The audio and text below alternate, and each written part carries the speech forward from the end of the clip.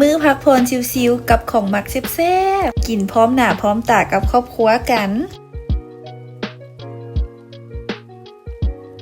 เข้ามาฮอดมื้อที่3แล้วที่กลับมาพักผ่อนอยู่ลาวมื้อนี้บ่ได้ไปใส่พักผ่อนอยู่บ้านชิวๆก็เลยชวนน้องสายขับรถออกมาซื้อแนวกินไปเฮ็ดแนวกินแซ่บๆกินกันแต่ว่าน้องสายฝนนี้นะยังขับรถบ่แข็งเทื่อเอาเพิ่นออกมานำกระต่างว่าสอนเพิ่นขับรถไปนำแต่ว่าขับจังได๋ก็คือว่าสิเอาฝนบ่ร้อนนี่แหละเซไปเซมาอยู่ฝนก็ให้เพิ่นขับฮอดแต่ปากโฮมบ้านออกทางใหญ่ฝนก็ขอขับเองคันให้น้องสายฝนขับย่านบ่ฮอดร้านซื้อเครื่อง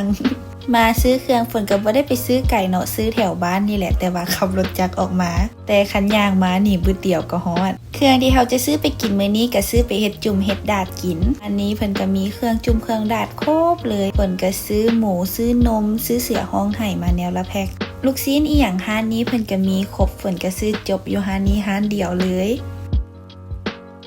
ซื้อแล้วไปขี่รถกลับบ้านกันแต่ว่าบัดขากลับนี่ก็ยังสอนน้องทรายขับรถอีกคือเก่าปากโฮมเฮือนฝนนี่ก็คือว่าบ่ไกลแต่ว่าสัวสิฮอดนี่ก็คือว่าโดน น้องทรายฝนเพิ่นเฮียนขับรถออโต้แต่ว่ารถใส่เจียร์นี่นะเพิ่นยังบ่ทันได้ลึงใส่เจียร์เทื่อพากันขี่มาเกือบบ่ฮอดบ้านบึดจอดใส่เจียร์บึดจอดติดจักรใหม่อยู่ซั่น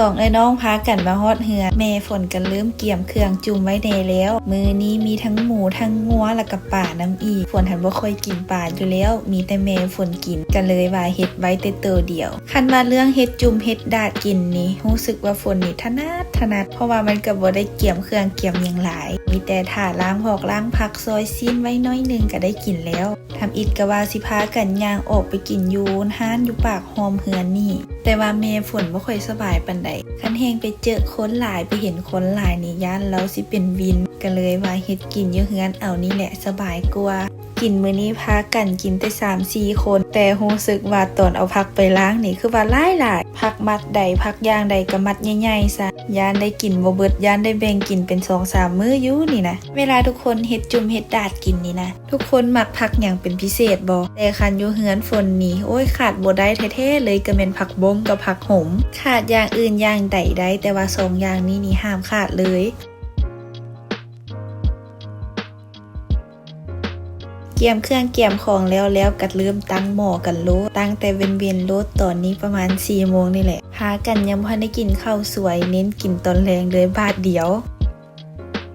มาได้ทุกคนบาทนี้นะมากินจุ่มกินดาดน้ำฝนคันว่าเรื่องกินจุ่มกินดาดเฮือนฝนนี่กินดุปานใดกะฟิลประมาณว่าคิดออกยามใดตั้งหม้อกินได้ทุกเวลาเลยบางเทื่อนี่บ่ว่าแต่เทศกาลใดๆคิดหยังบ่ออกก็มีแต่จุ่มแต่ดาดนี่แหละเฮือนฝนนี่นะซ้ำกับว่าเป็นเมนูประจำเฮือนไปแล้วและอีกอย่างฝนก็มักบรรยากาศตอนที่ว่าตั้งหม้อเพราะว่าเฮ็ดให้คนหมดทุกคนในเฮือนนี่สามารถมานั่งจุ่มรวมกันได้ฝนนี่โคตรมักฟิลมักบรรยากาศแบบนั้นเลย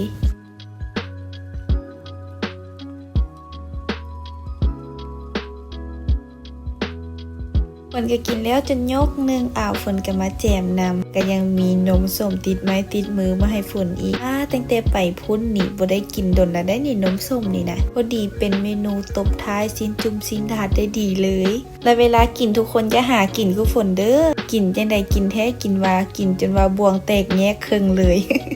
ดีแต่ว่าบ่บาดปากหั่นล่ะเนาะแล้วฝนก็ขอปิดท้ายกับน้องนมส้มของฝนถ้วยนี้ละกันหวังว่าทุกคนที่รับชมรับฟังคลิปวิดีโอของฝนจะมีความสุขและเอนจอยไปนำฝนเด้อ